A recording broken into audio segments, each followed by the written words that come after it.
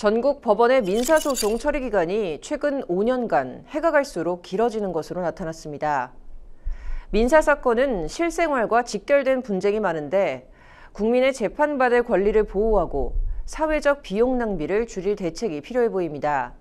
재판 지연 원인과 피해 사례를 김태용 기자가 알아봤습니다. 지난해 12월 일본 전범기업을 상대로 1940년대 일제강제동원의 책임을 묻는 피해자들이 손해배상 소송에서 최종 승소했습니다. 9년여에 걸친 기나긴 시간. 하지만 소송에 참여한 피해 당사자들은 승소의 기쁨을 함께 나누지 못했습니다.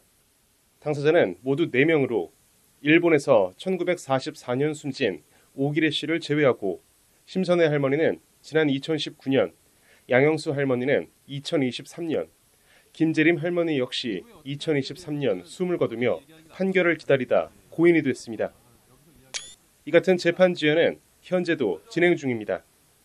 SK케미컬이 메틸 이소티아졸리논 등 흡입 독성 물질 성분이 담긴 가습기 살균제를 판매해 사상자를 발생하게 한 혐의로 지난 2019년 재판이 시작됐습니다.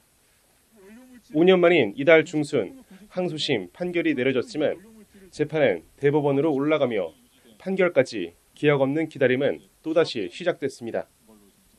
피해자들과 시민단체는 기자회견을 열고 공정하고 신속하게 재판이 마무리되어야 한다고 촉구했습니다. 어느 한 명의 사례를 통해서 나타나는 게 아니라 수백 명의 사망자와 지금도 치료비가 없어서 너는 피해자가 아니야 하고 증거 증상이 명확한데도 피해를 불인정 받는 피해자가 부지기수고. 전국 법원의 민사소송 처리 기간은 해가 지날수록 길어지고 있습니다.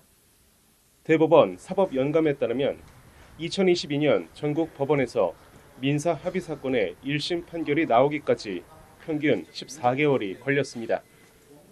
민사 단독 사건은 평균 5.5개월이 소요됐습니다. 합의 사건의 경우 2018년과 2019년 9.9개월, 2020년 10.3개월, 2021년 12.1개월이 걸렸습니다. 단독 사건은 2018년 4.6개월, 2019년 5.1개월, 2020년 5.3개월, 2021년 5.5개월이 소요됐습니다. 2심과 3심 역시 사건 처리가 점점 지연되고 있습니다. 이처럼 재판이 지연되는 원인으로 법조계에서는 사건 대비 법관이 부족한 점을 대표적으로 꼽았습니다. 제가 봤을 땐 결국 이제 그 사건은 많아지고 양도 늘어나고 질도 높아지는데 법원의 구성원이 많이 충원이 되지 못한다라는 생각이 이제 좀 드는 게 사실이죠. 뭐 개개별 재판부라든가 판사에 대해서 이제 각자 생각하는 바는 다르겠지만은 공통적으로 말씀하시는 거는 사건의 양은 많아지는 것에 비해서 판사의 수는 그만큼 늘어나지 못했다. 저는 이제 생각을 하고 있습니다. 또 2년 내지 3년 주기로 이뤄지는 법관 전부 인사 역시 원인으로 제시됐습니다.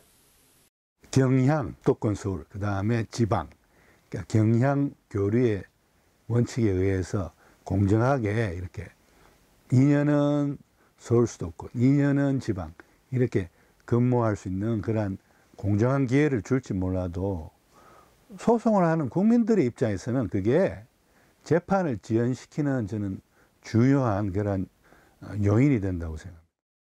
법관이 담당 사건을 처리하는 도중 다른 법원으로 이동하게 되면 후임 법관이 다시 사건을 들여다보고 심리하기까지 시간이 더욱 걸린다는 설명입니다. 재판 중에 2년이 돼가지고 다른 법원으로 옮겨가면 그러면 새 판사가 와서 다시 그 국민의 그 사건을 담당해가지고 다시 소송 기록을 다시 보고 증거 검토도 다시 해가지고 또 재판한단 말이에요. 심지어 그 새로운 판사도 2년이 지나면 또 다른 데로 가버리고 그러면 끝도 없이 재판이 길어지는 거죠. 대한민국 헌법 제27조 제3항 모든 국민은 신속한 재판을 받을 권리를 가진다. 하지만 사법부에서 특단의 조치가 이뤄지지 않는 한 재판 지연으로 국민들이 겪는 불편은 한동안 계속될 것으로 보입니다. 법률방송 김태용입니다.